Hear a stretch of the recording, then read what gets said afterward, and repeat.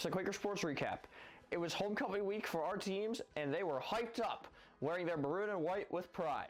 Well, except for cross country, who happened to wear maroon and neon green.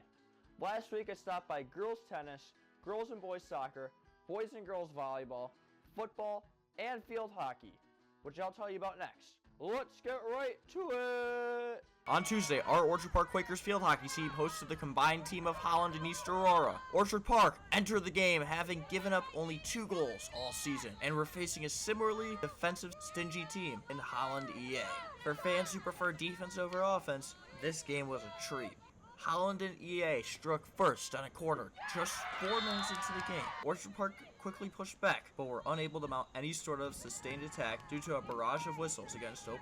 When the horn sounded to end the half, Orchard Park remained in a 1-0 hole. The third quarter brought somewhat more equitable distribution of whistles for the Quakers, allowing them to press more sustained attack. 2 minutes into the third, Maggie Gusella fed Hayden Premschetz a nice pass, allowing Hayden to blast the shot into the net and tied the game at 1 apiece. 2 minutes later, Sam Nafke fought off 3 Holland EA defenders to retrieve the rebound off a blistering shot by Premschetz and used nice stick work to beat the Holland netminder, putting OP up 2-1. The fourth quarter found Orchard Park spending most of the time in their own end, killing the clock while not letting Holland EA take many quality shots. As she has all season, Lucy Bowen came up big when needed most. As the horn sounded, one final whistle against OP gave Holland EA one last chance to score to send the game into overtime. However, OP's determined and aggressive defense forced Holland into an errant shot that rolled safely wide to end the game. With a well-earned win, Orchard Park remained undefeated. After the game, I caught up with Coach Markarian and Coach House to talk about the big win and the defensive battles this season. At the end of the second half, your team was down 1-0. What did you tell the team at halftime to get ready for the second half? We told them that it's really hard to come back from that, so we had to get one in to tie it and then one more in to be on top. You guys obviously had great energy today. For example, you guys clap before every penalty shot. Does that energy play key into why you're currently undefeated? Definitely. We got to have energy on the sidelines, energy on the field, energy in practice. So every ounce of energy from every single girl really makes a big difference. What do you think played a bigger role in today's game, offense or defense? Definitely our defense.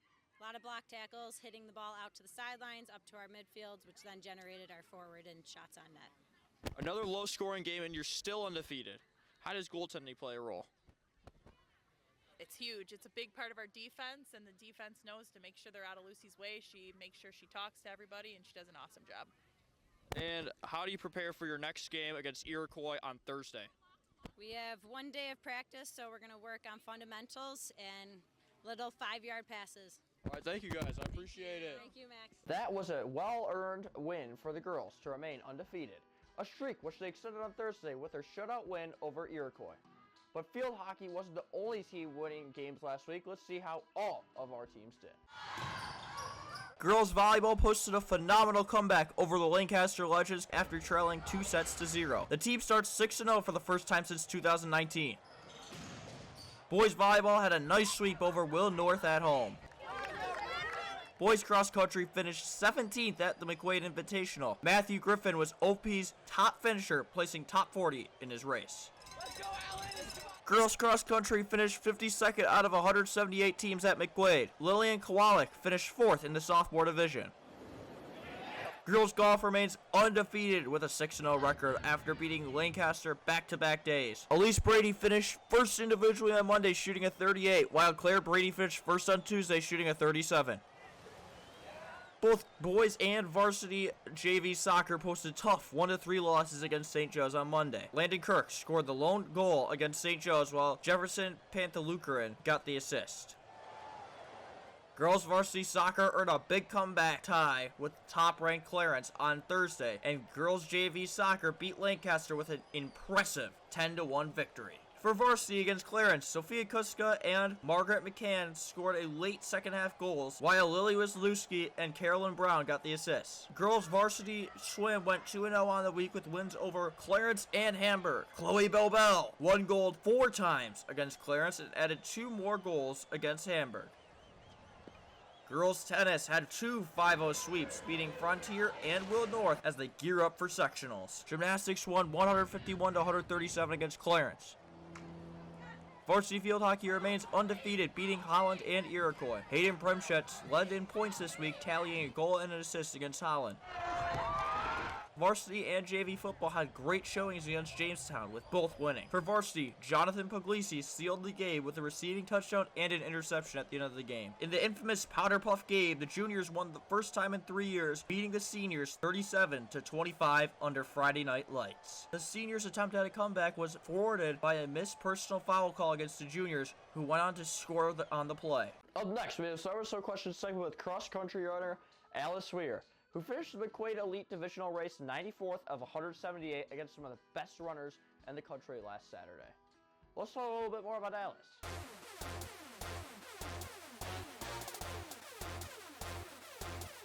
Most memorable race you ever ran? I love McQuaid. It's one of the biggest invites we go to, and it's so fun because there's so many teams from all across the country.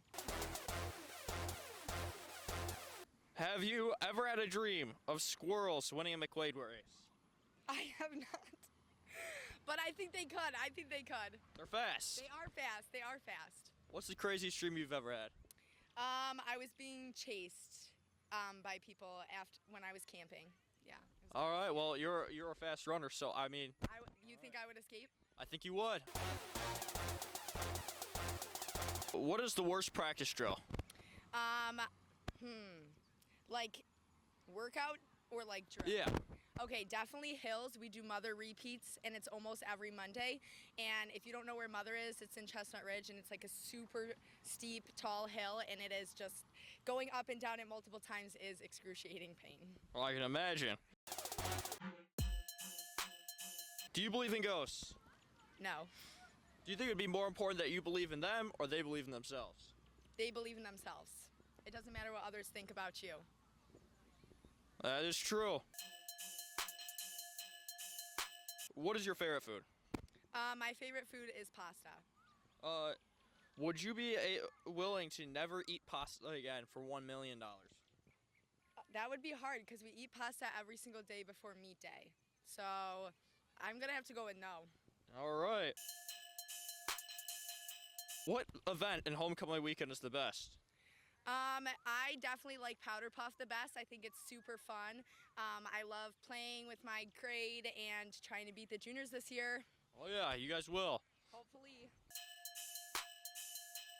What is one thing that you will miss the most about OPHS when you leave? I will definitely miss the community. I love everyone on my team, and I really think that it's going to be sad to see all of the seniors go. And you're one of them. Yes, I am. I'm going to be very sad. I love this team. While Alice's dream of winning Powder Puff didn't quite pan out, she did give a good race at McQuaid, finishing 94th of 178 against some of the best runners in the country. Thanks for watching this week's Quaker Sports Recap. Playoff seeding is heating up, and our teams are working hard. So let's get out there and cheer on our teams so together we can shout, "Go Quakers!"